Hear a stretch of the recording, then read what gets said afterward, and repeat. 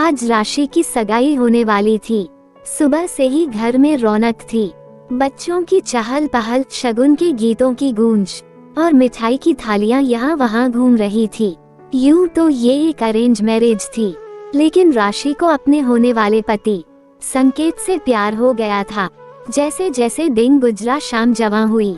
संकेत और राशि ने देर न करते हुए झट से अंगूठी बदल ली। दोनों बेहद खुश थे और तस्वीरें खींचवा रहे थे। कुछ ही दिनों में उनकी शादी थी। अब वो दोनों और इंतजार नहीं करना चाहते थे, बस जल्द से जल्द एक दूसरे के हो जाना चाहते थे। महज 3 महीनों में ही उन दोनों के आपसी संबंध इतने गहरे हो गए थे कि वह दोनों एक दूसरे के अतीत के बारे में जानना ही नहीं चाहते थे। सगाई के कार्यक्रम के बाद सब लोग अपने अपने कमरों में जाकर सो गए। संकेत और उसका परिवार भी घर को रवाना हो गए। रात को राशि का फोन बजा, जो राशि ने बिना देखे उठा लिया। दूसरी ओर से आने वाली आवाज सुनकर राशि के पैरों तले जमीन खिसक गई।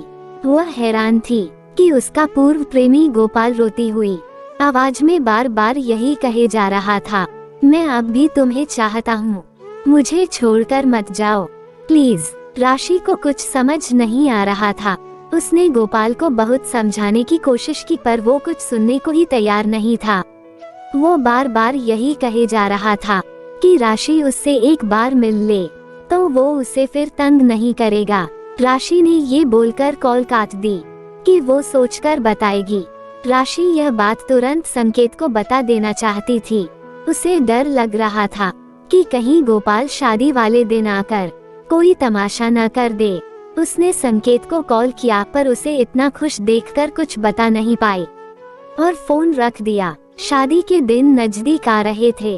राशि शादी की तैयारियों में इतनी व्यस्त थी कि उसे पता भी नहीं लगा कि कब वो उस रात आ गई। फिलहाल वह गोपाल की कॉल को भूल चुकी थी। वो बस ये सोच रही थी कि वह शादी के दिन कौन सा लहंगा पहनेगी, किस रंग की चूड़ी, कौन सी साड़ी के साथ जाएगी, वह हनीमून पर कहाँ जाएगी। ये सब बातें उसके दिमाग में घूम रही थीं। एक दिन जब राशि अपनी बहन और माँ के साथ लहंगा पसंद करने गई तो उसे एक अनजान नंबर से फिर से कॉल आया। राशि ने फोन उठाते ही पूछा, हेलो, कौन बोल रहा है? सामने से आवाज आई, राशि तुम मिलने आने वाली थी पर नहीं आई, इसलिए मैं ही आ गया।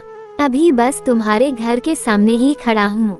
राशि समझ चुकी थी कि यह गोपाल है और वह लहंगा जमीन पर पटककर भागती हुई घर की तरफ रवाना हुई। उसकी माँ भी ये देखकर हैरान थी कि इसे अचानक क्या हो गया है। घर पहुंची तो उसने देखा कि घर के सामने तो कोई भी नहीं खड़ा था।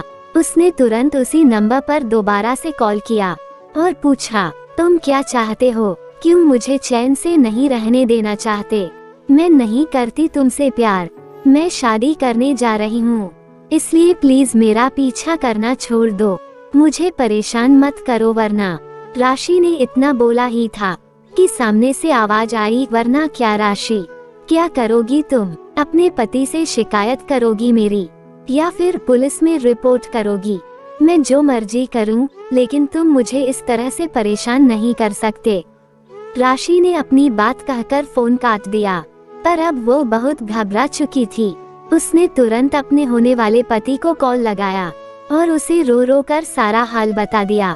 संकेत में सारी बातें ध्यान से सुनने के बाद राशि को शांत कराया और उसे समझाया कि वह बिल्कुल भी चिंता न करे और खुशी खुशी अपना लहंगा खरीदने जाए, वह सब संभाल लेगा। उसी शाम संकेत ने गोपाल को फोन किया और उससे बात करने का फैसला किया। इन सब बातों से संकेत का दिल काफी दुखी था, लेकिन इस वक्त उसके लिए राशि का प्यार और साथ ही सब कुछ था। जब गोपाल ने फोन उठा लिया तो संकेत ने कहा, देखो, मेरी और राशि की कुछ दिन में शादी है। अगर तुमने कुछ उल्टा सीधा किया तो समाज में हमारी नाक कट जाएगी, और पिछले साल तुमने ही तो उससे ब्रेकअप किया था ना। अब कोई मजाक तो है, ये हमारी जिंदगी का सवाल है। गोपाल कुछ नहीं बोला, सोच में पड़ गया, जैसे मानो अपनी बात कैसे समझाए ये सोच रहा था। कुछ देर बाद गोपाल ने कहा, उसने तो मुझसे शादी का वादा किया था, अब वो मुकर कैसे सकती है? संकेत ने गोपाल को उसके ही जाल में फंसाते हुए कहा, ऐसा ही था तो उससे ब्रेकअप क्यों किया था। संकेत की गोपाल से बहुत देर तक बात चली और अगले दिन संकेत ने राशि और गोपाल दोनों को ही एक कैफे में मिलने बुला लिया, मगर उसने राशि को ये बात नहीं बताई। उसे डर था कि गोपाल का नाम सुनकर शायद राशि न आए। जब राशि कैफे पहुंची तो उसने देखा गोपाल भी संकेत के साथ वहां पर बैठा हुआ था। उसे देखकर वह डर गई। वह हैरान थी कि दोनों लड़ नहीं रहे थे बल्कि आपस में बात कर रहे थे। वह करीब गई तो संकेत ने एक कुर्सी खींचकर उसे बैठने के लिए बोला और गोपाल की तरफ इशारे से कहा कि अब तुम्हें माफी नहीं मांगनी। गोपाल ने राशि की तरफ देखा, हाथ जोड़कर माफी मांगी और यह कहकर वहां से चला गया कि वो उसे अब कभी परेशान नहीं करेगा।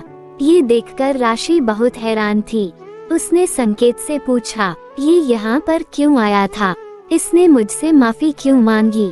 ये सब माजरा क्या है? मुझे कुछ समझ नहीं आ रहा।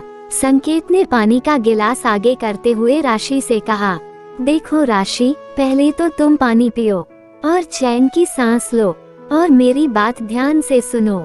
हम दोनों एक रिश्ते में बंधने जा रहे हैं जो दुनिया में सबसे अटूट है। हमें आगे चलकर, बल्कि मैं तो कहता हूँ अभी से अपने सुख दुख बांटने चाहिए। राशि ने हाँ में सिर हिला दिया, पर वो अभी भी हैरान थी।